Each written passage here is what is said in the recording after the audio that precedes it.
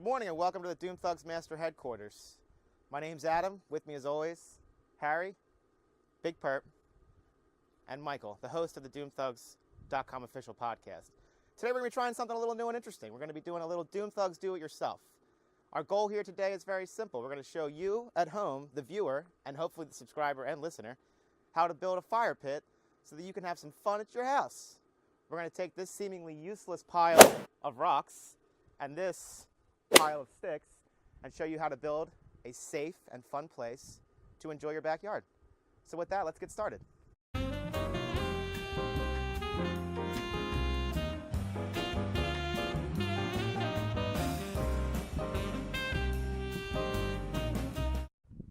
how hard was that? Not bad, right? Especially when you got a little extra help. Big shout out to our friend Joe, Mike, and Harrison, and Tiny for giving us a hand with the fire pit here. So a couple things to go over before we move forward with the actual part that we're all tuned in for, the ignition. You notice that when we put them down, we did a couple things. First off, you'll notice that these pavers have a lip right here. When you lay them down, you want them all to touch, and you want this lip to be facing up. The reason for that is when you make your second and third pass, you want to take your paver, put it here, slide until it locks in. That way everything will hold form. Second thing you might have noticed is that we left gaps in here. That's so that your fire can breathe. Without those, you would just be a gigantic smoke plume. Now, we have to say this, make sure you check with your local ordinance and your townships to make sure that you can burn fire in your neighborhood or you're going to have a bad time, I would imagine. Second thing we want to talk about is we want to talk about what to put down here. All right, a lot of people, a lot of shows, things like that, they'll just tell you to put down one of those tokens type fire pits you might buy at a big box store. They look something like this. If you're going to go with a paver, you might hear some people say, put down sand, rock. That's all completely unnecessary. These pavers are 22.4 pounds each. This combined weight is in the 500 to 600 range. This isn't going to fall over, and it's going to naturally settle. The one thing you might want to put in the middle is some sort of fill. Now, you can use stuff, rocks from your yard. You can get a bag of gravel from one of the big box stores. What we're going to use today is just old cinder blocks that I broke up from a wall I knocked down. You just want to take this stuff and just throw it in. You don't have to be scientific about it whatsoever.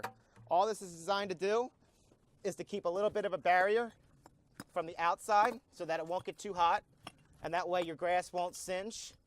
But save for that, a little bit of fill, couple pavers, tight circle on the bottom, little gap on the second and third level, make sure the lips lock in, and you're good to go. Now it's time for the moment you've been waiting for. How do we safely construct a fire? Step number one, water. You can have a hose hooked up if you want, but I recommend a bucket because if it needs to go out quick, it needs to go out quick. Step number two is you want to start from the bottom. A lot of people make this mistake where they just kind of pile everything together. That's not the way you want to do it. All right? First thing you want to do is you want to have, if you can, arrange your fill a little bit so it'll hold things in, especially if you're trying to protect from the wind. Second thing you want to do is you want to put something down at the bottom that's going to combust quickly. For this case, I'm going to use a piece of construction paper. Not really big on using construction paper usually, and if you're going to, don't use more than one piece, because what happens is once it gets airborne, you don't know where it's going to land. But if it's nice and dry, it's not a bad thing to start. I'm going to go over a couple other things that you should not do that a lot of people do. Don't use leaves, ever. It's not a good idea. They get airborne. If they're dry enough to ignite, that means they're dry enough to ignite anywhere they are. And most people use the leaves they're going to collect from their yard. And maybe another video at another time, you should be using those leaves for compost. So after you have down a paper, something like that, you can use lighter fluid if you want. I don't like to do it because it makes the smoke smell and it's just an extra accelerant you don't need. But if you're looking for an inexpensive way to find a good accelerant and you have the space in your yard and your girlfriend or wife will let you, your old Christmas tree. Pine oil is about as combustible as it gets. So much so that you could start a fire naturally without having to use any type of real accelerant, save for your little bit of paper here. So what you want to do is you want to cut this down as small as you can, either with loppers or a small set of loppers. This is about as small as you want it to get, and you kind of want to bundle it up a little bit. So as you're compressing everything and pressing it down, this is going to ignite like a fireball. And once that happens, it's going to go out kind of fast. So what you want around it is you want complementary pieces of kindling or small pieces of wood. You can use the sticks from your yard, the stuff that you normally would throw away or stuff you pick up before you lawn mow. That'll do the job. But the trick here is you want to make sure it's dry, and you want to make sure that it's cut very small. So that way this has a chance to combust. Once you get your layer down of your accelerant, in this case we're using pine tree, that's when you want to start reaching for little sticks. If you see it like this, keep it like that, because the air is your friend, especially when you're trying to start fire. So you want to just arrange these loosely. No need to pack it up. Big part of fire is oxygen. It's a huge part of it. So you just kind of want to arrange these in such a way. It's kind of counterproductive because we're always told how to put out fires, but the key to doing it, see, if you can't break with your hands, it's not good for the first stage. That's a good rule of thumb. So take these guys and don't smother it. You want to give it just a little bit of room to breathe. But you don't want to put too little that it's going to go out too quickly. So that's usually a good starting point, just like that. Top is about as far as you want to go. Now after that, you can start looking for pieces like this that are going to be able to sustain a fire a little bit longer. You can just kind of lay those on top like that. Again, you just want to make sure what you originally put down is going to ignite. Now once you start getting up top here, this is rookie mistake number 2. People start taking all this space in here and they start TPing things up. That's no good, because your fire is going to get extinguished by the roof that's on top. Now, what isn't a bad idea, especially something to consider when you're cutting down, is all this space up here is good airspace. So if you have something a little longer, let's say something, well, nothing this long. Can you see me over here? So you got something maybe this long. What you can do is you can put it on top of your fire pit like this, see how long it's going to be, and then snip it a little short, like that. And what that'll do is it'll let you naturally raise the height of your fire. See that little X pattern there?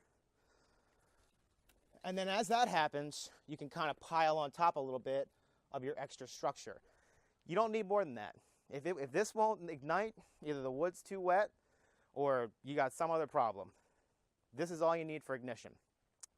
While we're on the subject of firewood and things like that, since we're trying to save everybody a few bucks, consider this. If you have a set of loppers like this, you'll be able to go through this type of wood pretty easily.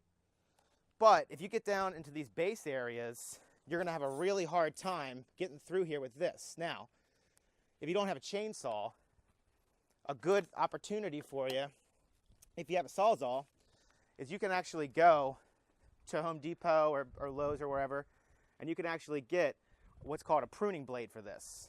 These are $3, these blades, and this tool is like 60. So it's about half the price of a chainsaw, and you can't use a chainsaw inside. Not unless you're making a horror movie. So I'm not going to blow us away with the sound of this thing, but essentially you can just hold this thing down and it'll go right through. So something to consider if you're trying to break down some bigger stuff. I cut this in half with that blade, and it's about the size of my wrist. Pretty big. So at this point, you're ready to start your fire. So normally when you're going to start your fire, you want to use some sort of grill lighter or something to that effect. Good news is, if you're down in there, that closed ring at the bottom is not going to let this air going through. This is a pretty decent windy area. So what you're going to do is, you're going to go down and you're just going to ignite whatever your initial accelerant is, whether it's a piece of paper, what have you. It rained last night, so this stuff's going to smoke. But just let gravity do its thing. You don't have to get cute about this. If you got enough of a fire going down there at the bottom, it'll keep going. If you want to augment a little bit, you can take a couple of your, now remember, mention how flammable these are. Look at this. Be careful with these. Watch that go up. Like a Roman candle. Be very, very careful.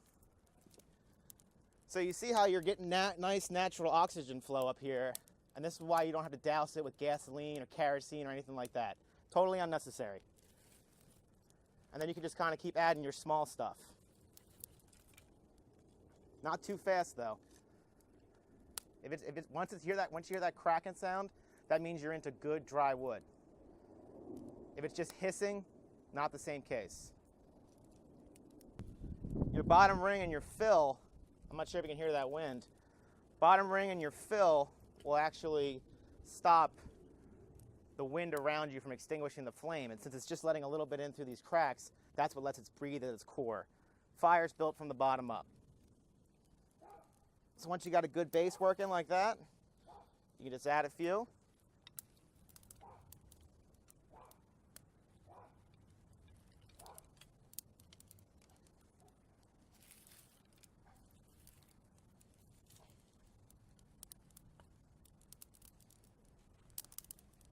Hear that cracking?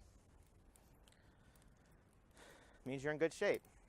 Now, if you're going to build a fire for a couple hours, if you plan on being out here for a little bit, this is the time when you can actually start taking larger pieces. And don't put them in the fire. Don't do that. You want to just put them around like this.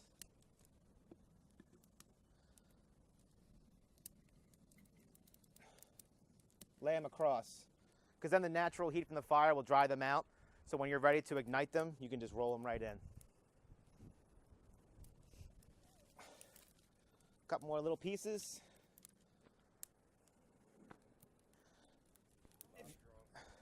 What's that? Bob's your uncle, huh? Bob's my uncle. That's like a phrase. Bob's your uncle. I think it is. And if you want just for a little fun, careful with the pine. Totally natural, no accelerant, stick lighter, inexpensive, safe, and fun. That's the Doom Thugs DIY way. Thank you very much.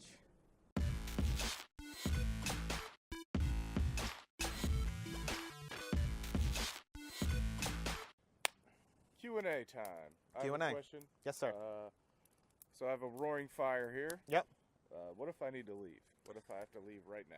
If you have to leave right this second, you can just take your bucket of water and dump it right on there. And It'll totally extinguish. Mm-hmm. You don't have to worry about anything because because of this paver material, all your heat's going to stay in here. Yeah. So if you actually, so there's a roaring fire. Feel that, Michael. What's that feel like to you? Cold. It's cold stone. Ice cold. Mm. That's the beauty of these, is their density. So it'll hold natural heat in there to the point where you can actually make food. Like if you want s'mores or hot dogs or something. I do. That's perfect for it. You can actually just right through here. Love that. If you have to leave, just pour water on it. And the good news about putting it tight like that is the heat won't transmit outward, so it won't hurt your grass. Maybe I'll put a picture of my grass next to mine for proof. There's no, I know a lot of these things you buy at the store, they come with a great roof. Yeah. Do we have to worry about anything like that? Or No, we're no, all good here? they're no good. And another thing about those is because they don't drain, they have a basin to them. Yeah. You have to feed them more and more and more wood. You get more smoke. Yeah. They're more dangerous because they're hot. Yeah. And they rust. So we don't need a cover like that. Since these aren't made of a material that's going to naturally break down, you can just let Mother Earth do it for you. She'll even clean these off. Very good. And the sun will make this bleach white every time. Oh yeah. Yeah. Nice. My kids will draw on it with their chalk. Mm-hmm. I'll yell at them. That's not what that's for. Start to finish, including time it took you at home without our help. Yeah. Sorry about that. To load up the truck with the stones, come over to this roaring fire. What would you say? An hour. Easy money. Easy. Oh. An hour. That's all it takes. All right. And this will bring you safe and fun entertainment for your backyard. And Everybody's cool with a fire pit. Let's just call it what it is. Yeah, absolutely. And look at all this yard waste. It's got to go. We'll break that down over time. All right. Well, thank you, Adam. Thank you very much. Appreciate it. Thanks for watching. Have a great day.